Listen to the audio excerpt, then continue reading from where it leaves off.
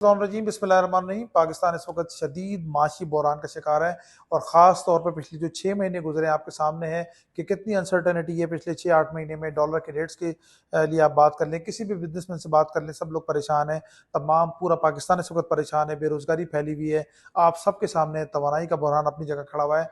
इस वक्त पाकिस्तान में एमरजेंसी डिक्लेयर कर देनी चाहिए, इक्तिसादी माशी एमरजेंसी डिक्लेयर करनी चाहिए और आने वाले बजट में हमें वो इकदाम करने पड़ेंगे, हंगामी इकदाम करने पड़ेंगे जिनमें ज़राअत के शोबे में, आईटी के शोबे में, टेक्सटाइल के शोबे में और ये जो स्किल्ड लेबर के शोबे में हम किस तरह अपने लोगों को बाहर भेज सकते हैं। इसके अलावा हमें अपने इन्वेस्टर्स का एतमाद बहाल करना पड़ेगा।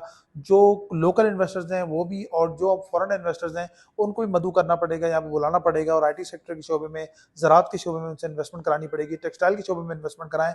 बाहर से लोगों को ला के उनको जो है वो जो है इंसेंटिव दे के और बाहर से हम इन्वेस्टमेंट लेकर आएँ और पाकिस्तान में वो इन्वेस्टमेंट कराएं।